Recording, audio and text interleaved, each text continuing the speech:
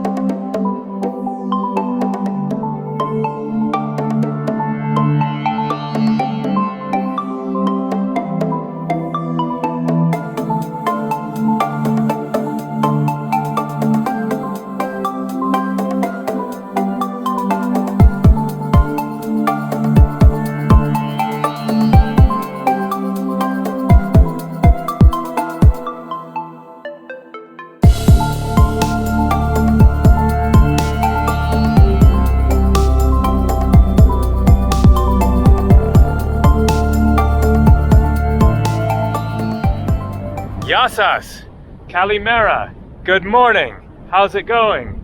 This is incredible Lemnos Island. Today is Monday, September 9th, 2024. Currently about 79 degrees Fahrenheit. That is 26 degrees Celsius. This is a cenotaph. I will tell you more about it in just a minute. So I stayed at an apartment at Nea Koutali, just across the bay over there for the past 2 nights. Checked out, all packed up. That is not my rental car. That is my rental car, the black one, right over there.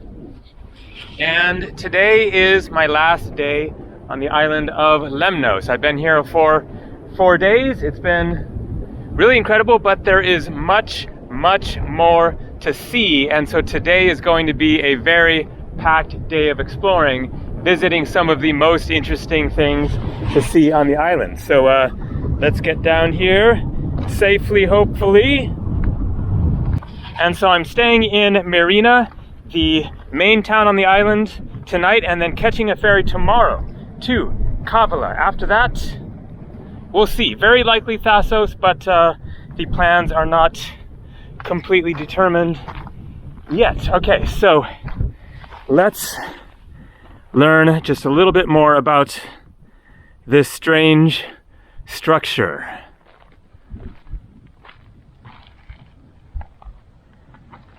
This is the cenotaph of the Cossacks, found in Lemnos when, after the October Revolution, they were forced to leave Russia. They arrived around 1920 by British and French ships of the Entente, and about 5,000 Cossacks landed on Lemnos. Wow, that's a lot of people on this small island. And camped in Mudros. So Mudros is straight across there, the second largest town on the island now. And Portiano, I'm not sure where that is. The hunger and infectious diseases decimated the Cossacks, and the rest of their fellows built in their honor a cenotaph, or else koluru as they call it. In building the pyramid, all the Cossacks in exile in Lemnos, even the elderly and young children, were involved. So basically a memorial to whoever the Cossacks were. I don't know anything about them, who fled Russia, came to Lemnos of all places in the 1920s, and then many of them perished here. So yeah, sad story there. All right, I am starving. Time for breakfast. It is about 11:15. Going to get back to the car, munch, and then we have so much to see. Next stop will be that little church out on an island. There you can see a plane coming into land. The airport is right over there. It looks like a huge plane, perhaps a military jet. So there are commercial flights out of the airport here on Lemnos to various points in Greece, and also a couple of international flights. Man, that plane just looks massive. Now there's another plane Although it actually looks like the same one, but I thought that one we saw was landing, so interesting. Rental car here for 50 euros, that is $55 US per day. Here is the breakfast, a simple one. Strawberry yogurts. That does look like the same plane that we saw that seemed to be landing before, but could be wrong. Anyways, yogurt, pistachios, cheese and crackers.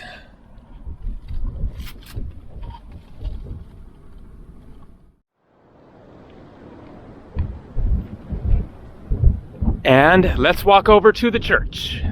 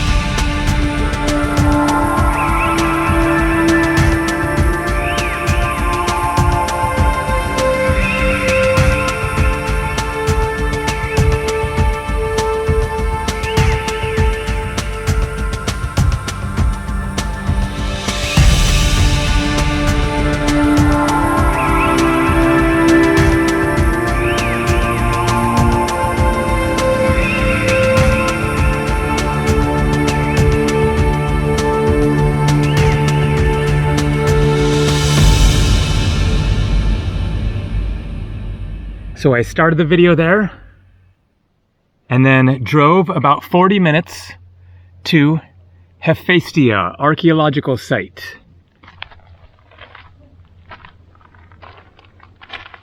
In historical times, Hephaestia, together with Myrina, were the two most important ancient cities on the island of Lemnos, which for this reason was also known as Dipolis, having two cities. The city is located in the northwestern part of Lemnos and occupies the entire peninsula of Paleopolis. Hephaestia appears to have been continuously inhabited from prehistoric times to the Byzantine era, so a very, very long history.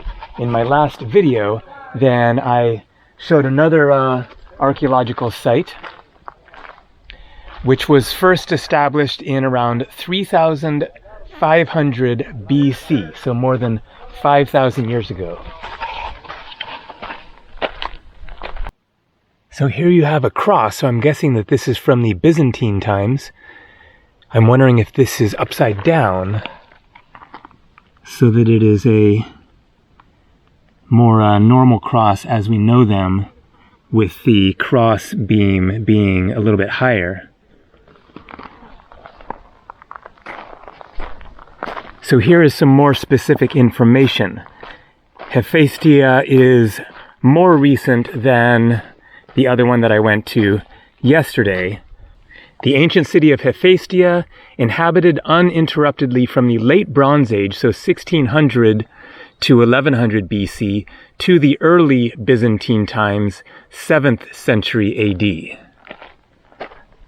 So 3,500 years ago, as opposed to, what was the one that I went to yesterday? Forgetting now, but founded like 5,500 years ago, so more than 2,000 years older.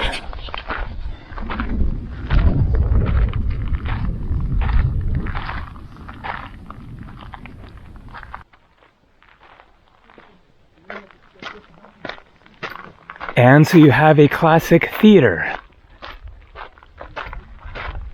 Really nice one.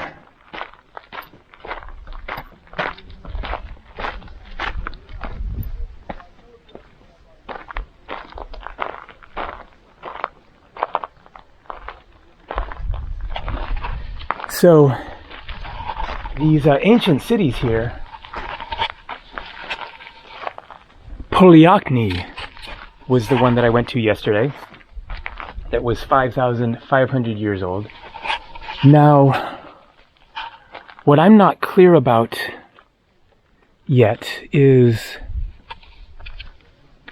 to what extent those civilizations are connected to the ancient Greeks. Now, to the best of my understanding, they are,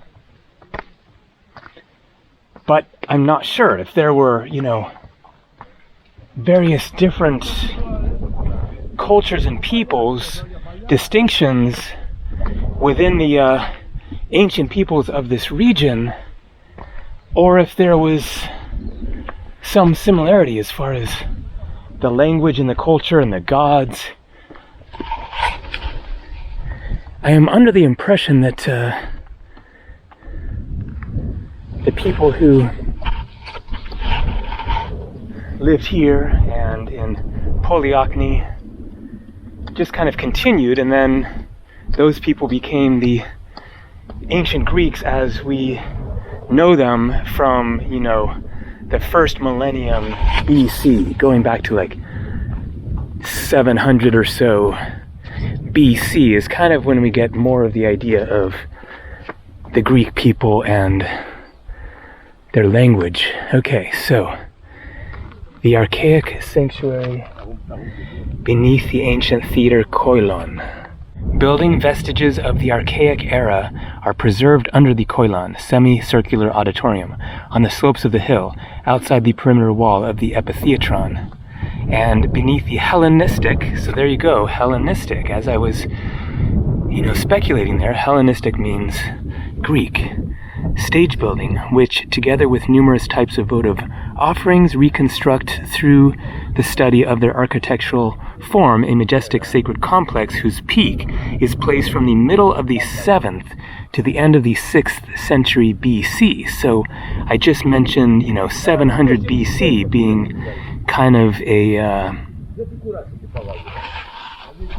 you can't say the beginning of Greek civilization, but of, the people as we think of them, the ancient Greek people kind of coming to some sort of, identity of being Greek people, and that led into the, classical period of Greece in which the Parthenon was built, and many of the main, structures, cities around Greece, and kind of the height of the civilization in terms of architecture and philosophy and science and all that.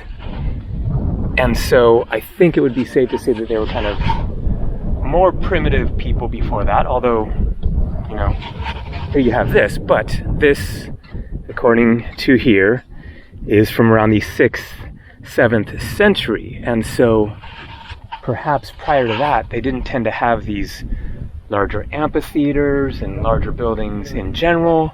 The Polyachny village that I showed yesterday, there was nothing like this. There were significant walls, but it was a more simple, layout of the village. The building complexes located on the highest terrace of the sanctuary are independent roofed buildings lined up side by side and have a common orientation and facade facing west. Vestiges of an older building of the end of the 8th, beginning of the 7th century BC, which enclosed a sacrificial pit, were found within this small room. And so here you can see some of the artifacts found. Clay stamno, storage vessel with painted decoration of sphinxes, amazing, facing each other, 6th century BC. Terracotta helmeted head. Terracotta figurine of praying female figure, late 7th, early 6th centuries.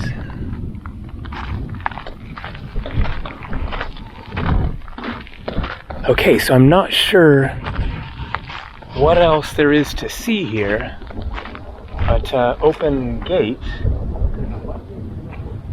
Not sure if I'm allowed to go through it.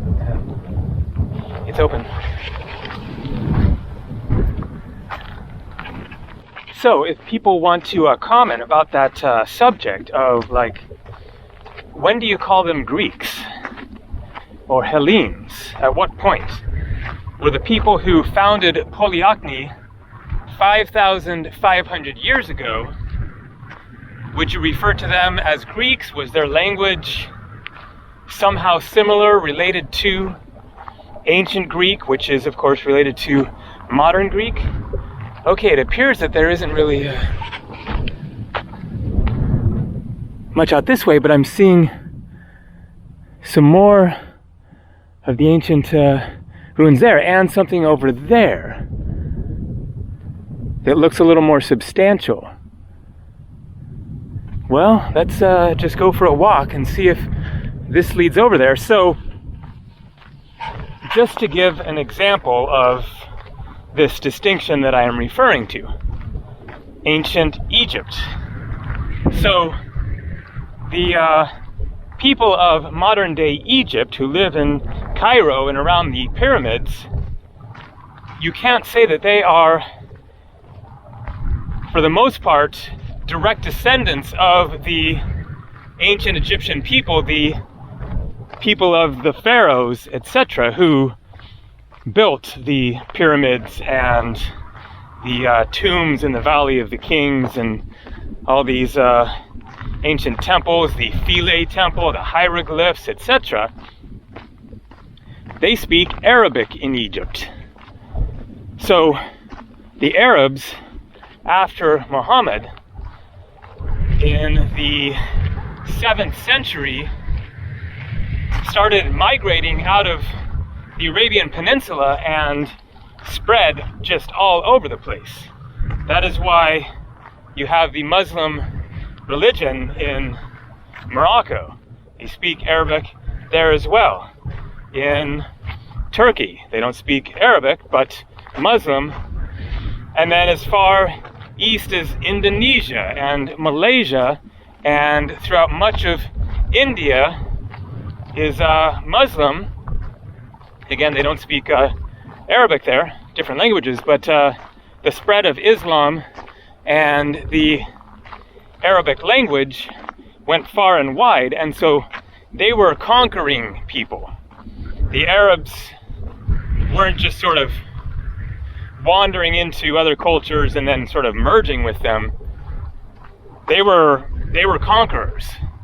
And so in Egypt now, then, the people there are descendants of the Arabs. Now, of course, there was some mixing of the cultures to some extent. I have no idea, to what extent could you say that the people of Egypt now have ancient Egyptian blood in them, Was there a lot of mixing of those cultures, or was it more they were conquered and, pushed out, eliminated?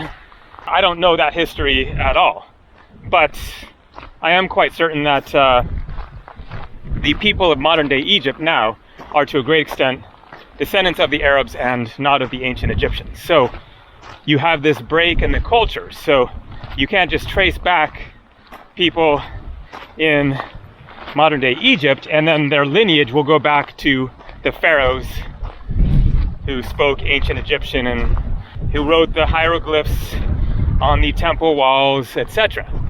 But to the best of my understanding here in Greece, then, that wasn't occurring so much at that time. There certainly have been lots of invasions, but the people who would have lived here, continued for thousands of years, and then they became the ancient Greeks of the first millennium BC and up to the modern day. Now, I'm sure that there was certainly distinctions in the cultures way back then. There are certainly different ancient cultures, the Illyrians, and as I showed at Troy, the Hittites. I don't know if the Hittites were over here on the islands, but that is not far away. I mean, there is, I think, Samothraki Island there, and as I showed in my last video from yesterday, then Gökçeada, Turkish island, previously a Greek island, but now part of Turkey, and very close to the ancient city of Troy. So the Hittites were close, and that's going back, you know, before the Greek civilization. So you certainly did have various cultures in those ancient times. So I do not know all the history by any means. Okay, something not so old here. And then down there is that other site that looked like ancient ruins. So let's try to get down there and see if we can actually see that.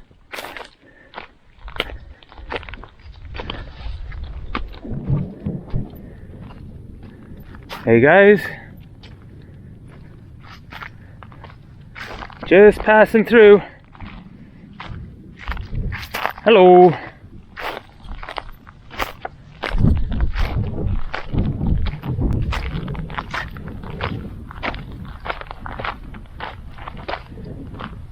Okay, so that other ancient site is right here, I believe. So yes, we will be able to at least see it. I think there isn't so much to see. It looks like the other site with the amphitheater is the most impressive area because of the amphitheater. And then you have these other sites. So there's a sign on the other side, and I can see the road coming up. So that would have been the easier way to get here. So I was thinking that maybe this was more of a living area, but no. This is the archaic northern sanctuary of the Great Goddess. The sanctuary lies in the northwestern part of the Paleopolis Peninsula, west of the Claz Plateau and east of the ancient theater. The telesterion comprises the central spacious hall with a pronaos and a paved floor. 9 rooms were investigated in the building with the deposit, one of which preserves a well, while the numerous votive offerings, mainly sirens, sphinxes, clay architectural members, choroplastic objects. So, speaking of ancient Egypt, sphinxes and pottery found in it place its operation from the early 7th century BC to the end of the 6th century BC, during the Hellenistic period. And so they seem to be identifying the Hellenistic period as basically after that. So in terms of, you know, the more organized sense of the Hellenistic or Greek culture coming, I guess, shortly after this period, 7th, 6th century BC, and then the Parthenon was built in the middle of the 5th century BC. During the Hellenistic period, a local pottery workshop was established above the central sacred complex for the production of tableware, such as skyphoi drinking cups.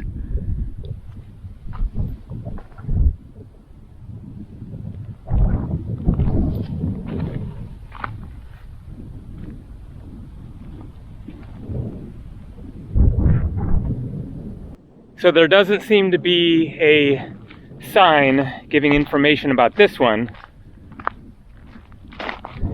Perhaps this was more of a living area, but you get the idea that this was a town spread all throughout here, and this is what they have discovered so far, and quite possible that there is, you know, much more buried beneath the earth around here.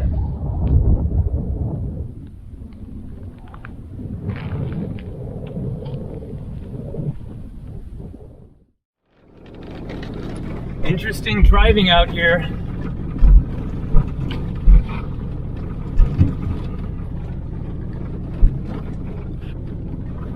Dirt roads. Oh, and there is the Aliki Salt Lake that I showed in the last video. So that means I must be close to a paved road, so that will be kind of a relief. Back on the main road and a little glimpse of the Salt Lake. That is actually right where I went yesterday and investigated those old buildings, and then showed the lake and looks like a bird watching platform there. So no water in it now, just a salt flat. But I guess it will have water in it, you know, maybe in the spring or winter or whatever, after it rains. A building there that looks like maybe it was a nice hotel at one time, but the roof is just totally caved in. So what the heck is going on with this thing? Because it looks unfinished. Was this some grand hotel project that was destroyed by, you know, a serious storm or earthquake, and then they had to abandon it? Because it looks pretty old. It looks like this was the front desk. Whoa, this is intense. I mean, why this level of damage inside here? And then when you look at the outside here, it looks totally unfinished. So was this place ever actually in operation? Crazy. Normal never was, okay?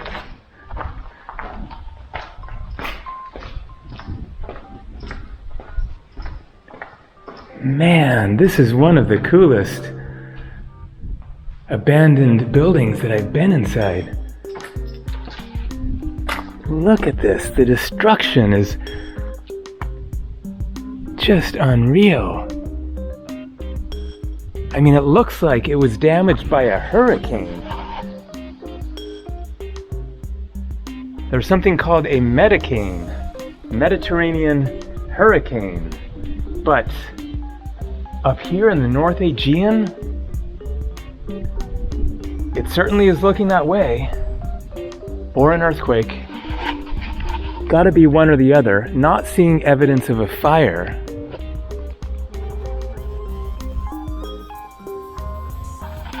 This really would have been an ultimate resort, I guess, with its own private beach down there. Crazy. Another phase of history.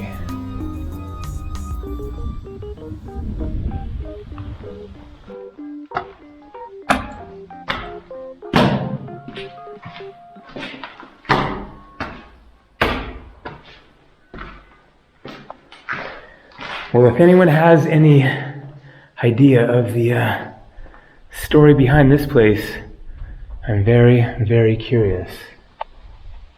My guess is it's from like the 1980s or something.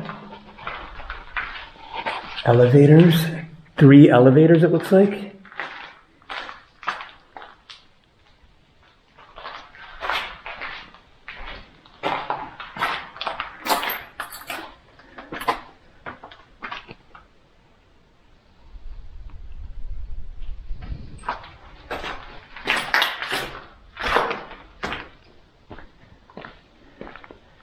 All right, let's go see some much more ancient ruins. So we are now at the archaeological site of Gabriel.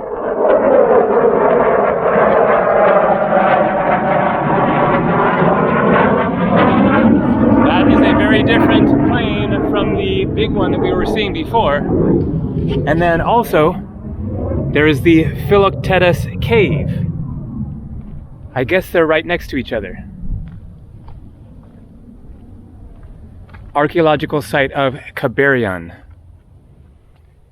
The early worship period at the sanctuary of the Cabaroi dates back to the Archaic period and is confirmed by the presence of a small late Archaic telesterion, which dates back to the 7th century BCE. The sanctuary appears to have flourished during the Hellenistic and Roman periods, evidenced by the construction of a majestic Hellenistic telesterion, which dates back to the 2nd century BC. In the 3rd century CE, so CE is AD, the Hellenistic temple was destroyed and taken apart for the purpose of constructing a new devotional structure. It is a late Roman telesterion whose abandonment during the 4th century CE marks the permanent abandonment of the great sanctuary of the Cabarai.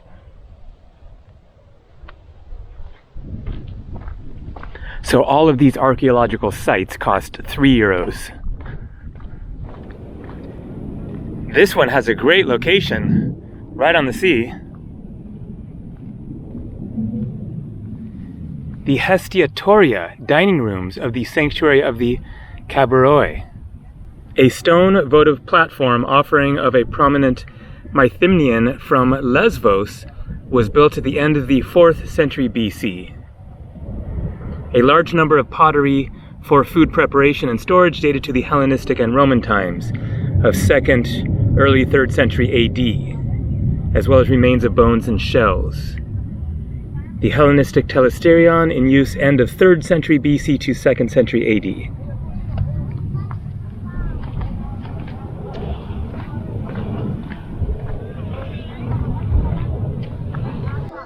So this is the Hellenistic telesterion, built at the end of the 3rd century BC.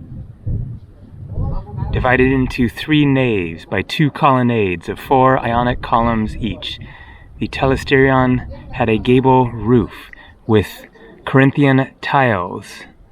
3 doors at the far end indicate that the building remained unfinished, a fact perhaps related to historical events such as the island's looting in 209 BC by the Roman consul Publius Sulpicius Galba, but also the defeat of Philip V at Cynoscephalae in 197 BC, and the island's occupation by the Romans.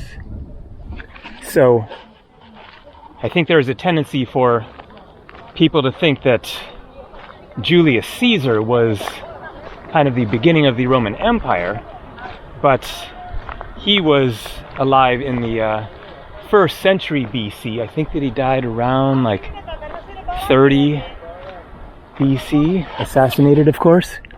But there you can see, the Romans were invading Greece in the 2nd century BC.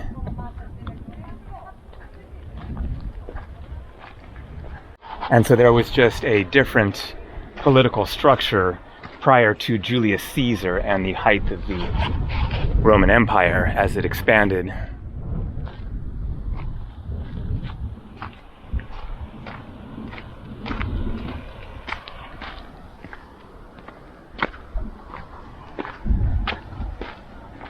The Archaic telesterion.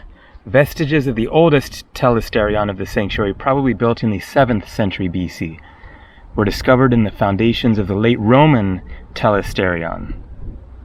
It comprised a building of rectangular plan with brick benches, plethora of libation vases, mainly drinking cups and jugs, most bearing incised votive inscriptions. An earthquake or a fire took place in the second half of the 6th century BC, causing the destruction of the archaic telesterion and the temporary abandonment of the south terrace.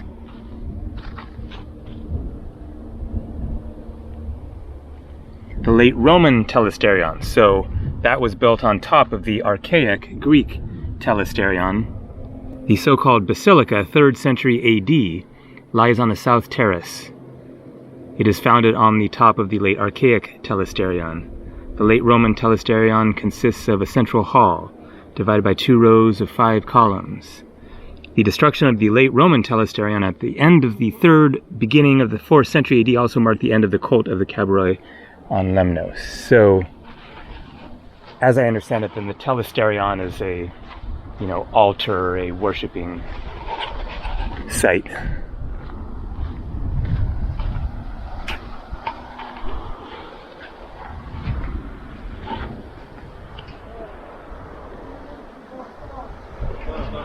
Okay, let's try to get down to the cave, which is down there somewhere. Philoctetes and Lemnos, on the coastline and at the foot of the steep western rocky slopes, dominated by the telesteria of the sanctuary of the Cabroi, lies a shallow rock shelter, the so-called Philoctetes Cave. The rock shelter is accessed through a narrow slit formed on the rock. According to tradition, the natural cavernous opening at the bottom of the rocks hosted the famous Trojan hero Philoctetes, son of Poeas and Demonessa. So, Trojan hero. I was at the ancient city of Troy not long ago, which is just across the sea here, very close. Philoctetes, as a renowned archer, holder of the weapons of Heracles, joined the Aegean expeditionary force that set sail from Aulis and advanced to Troy to bring Helen back to Mycenae with 7 ships and 50 hoplites, heavily armed and armored infantrymen. Homer, Iliad, references Philoctetes. However, when the Aegean fleet, sailing by Lemnos, anchored in the island of Chrysa to offer sacrifice at the altar of the nymph, a venomous snake bit Philoctetes on the foot. Due to the stench of his festering wound and his cries of pain, the Aegeans decided to abandon him on the island of Lemnos.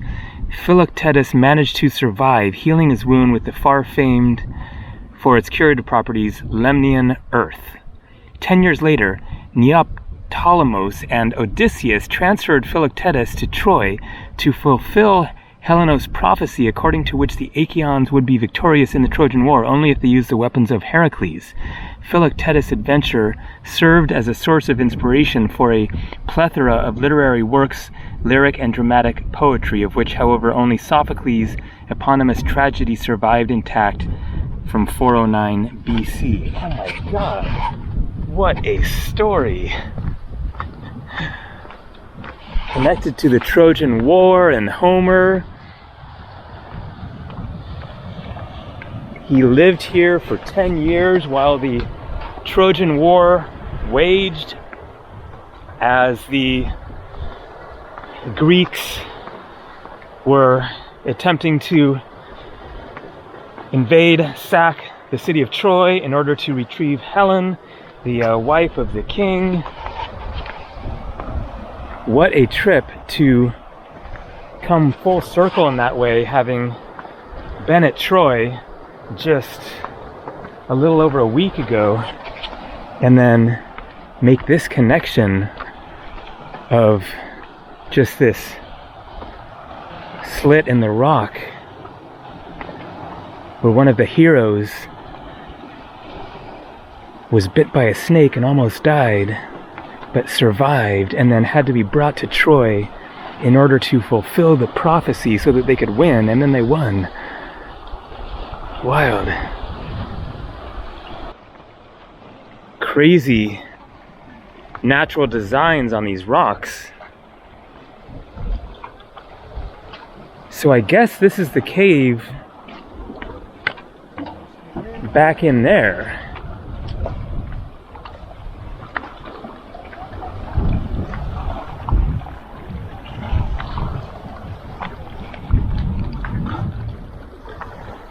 Okay, yeah, there is a substantial cave there.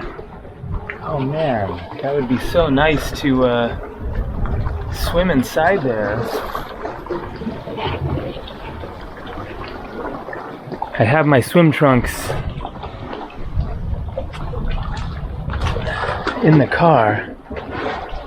I think I'll skip jumping in, but you can get the idea.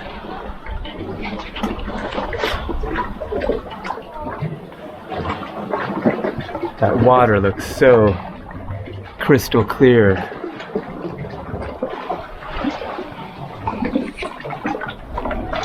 What a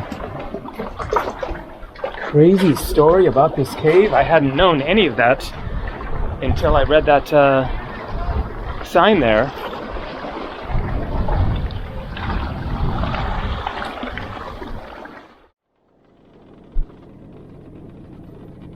So I've driven about 25 minutes or so from the ancient ruins and the cave there, going through an interesting, very ghost town-like village, as is often the case on the Greek islands. But here on Lemnos, definitely a bit different from the other islands in the Cyclades with all the blue and the white. Here you have different colored buildings. Okay, so I thought that it might turn to dirt eventually. Falakra, I think that is the place that I'm going to. It's Falakra or something on the map. Oh man, I did not expect it to turn this rugged, all of a sudden, sedimentary rocks, Faraklan. So, I stopped and talked with the people at the ticket office there at the cave in the ruins and asked them about the hotel. What had happened to it? So there was no earthquake and no hurricane. What happened was they pulled the funding on it. In 200 meters, turn left. One thing that I forgot to ask was whether the hotel was ever actually opened or not. So I'm not sure about that, because she said the reason that it is all, torn apart looking is because they tried to recover some of the materials from the project after the funding was pulled and the whole thing was just stopped and abandoned. Now, that doesn't seem to quite adequately explain the totally collapsed roof, but I guess so. I guess they just took what materials they could and then just let it for 2 kilometers. Fall apart. And then also, additionally, most likely then there was just the ravages of time, storms, blowing things off of the building, etc. So, interesting year in which this occurred. I said 1980s, so I was kind of wrong and kind of right, because this happened in 1990, which coincidentally was the first year that I was in Greece, when I was 18 years old, for a month in June and July 1990. And so I guess that it was actually being built in the 80s, and for all I know, it might have actually opened and had guests, and then the reason that the walls look like they are unfinished is because they pulled stuff off of there, something like that. But I would guess that the more likely scenario is that they hadn't finished it and decided that it was a money pit and wasn't going to be successful, and so then they stopped the project and recovered some of the materials.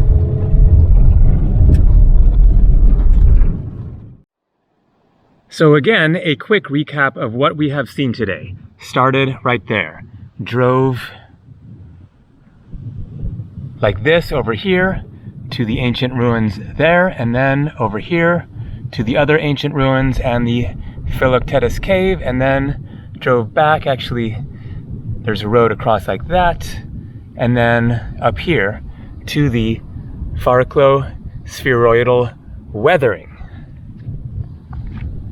Fariklo-spheroidal weathering. Impressive patterns of spheroidal erosion emerge in sandstone layers in Fariklo, north of the village of Atsiki. That is probably where the gravel road started, along the northern coasts of Lemnos. Upper Eocene, lower Oligocene sedimentary layers formed in an underwater channel 27 to 33 million years ago. Chemical weathering of the layered sandstones produces geoforms of exceptional natural beauty. Okay, so I have no idea how much walking is involved. I guess we'll find out.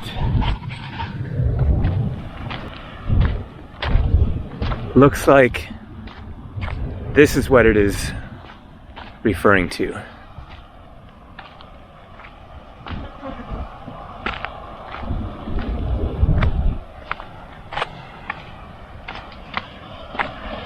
Looks like a skate ramp for skateboards.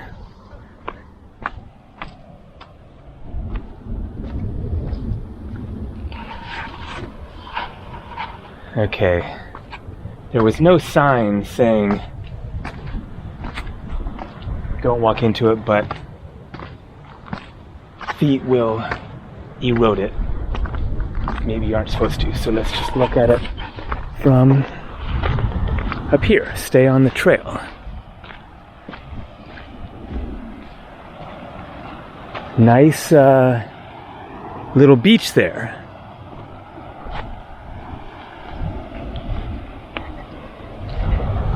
That is definitely the next plan, is to jump in that water. Okay, well, it's not clear where you are and aren't allowed to go. So was that it?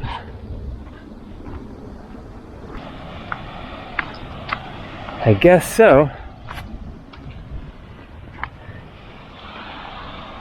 So, if that's basically it, then definitely not the most impressive thing to see on the island. I would say that the island of Melos is much more interesting than this, as far as the natural rock there is super fascinating. It is more white, and it is much more extensive, just all over the island, these very strange formations. I've been to Melos, but that was way back in 2009. So we have a bunch of signs here, mostly for apartments. One says waterfalls, 2.5, which I'm guessing probably don't have any water flowing in them now. So this is Aegian Beach. Aegian means St. John. Not looking so spectacular, just average.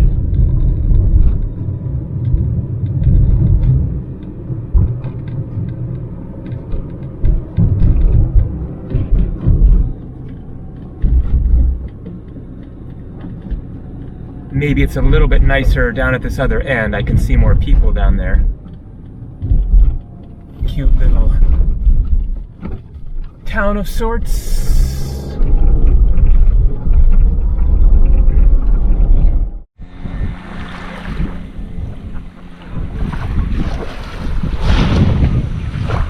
This water looks amazingly clear. Very shallow getting in. Let's see how long it takes to be able to take a swim.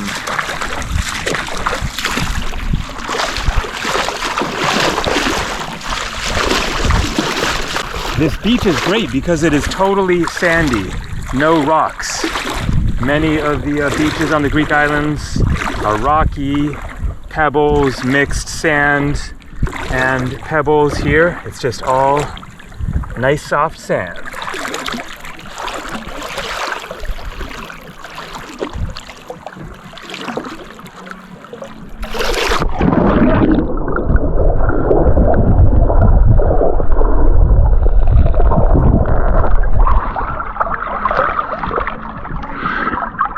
All right, let's see if we can get somewhere that it's a bit deeper.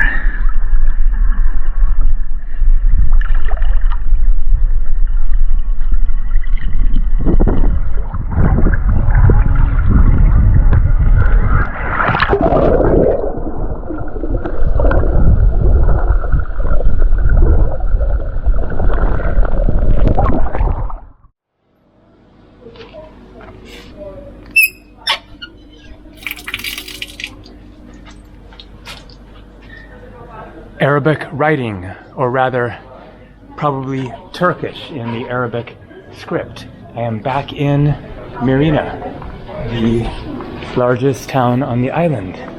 Although, as you can see, it is pretty quiet. It is about 5:30. It will be much busier in a couple of hours. So my room is just a few minutes walk that way, conveniently located to walk over to the ferry port tomorrow and catch the boat to Kavala on the mainland of Greece.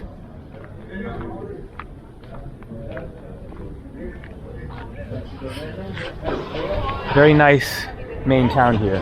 Castle up there, as I showed in another video. All right, let's get over to the room, get checked in, drop the backpack, and that is definitely going to be it for the exploring for today.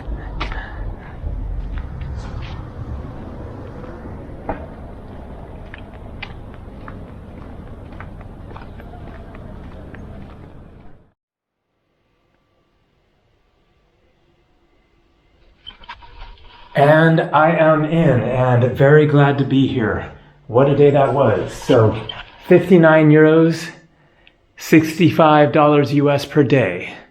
There's room for 3 more. I prefer a double bed, but comfy mattresses. Attached bathroom. Balcony. So this is a common feature of the various doors and windows in Europe, and it is a great idea. So you can see it is like cocked open.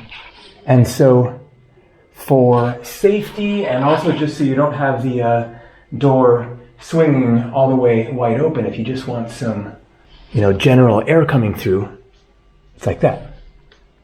But you do that, and then there, that opens it the normal way, and then you do that and lock it that way. So here's the balcony.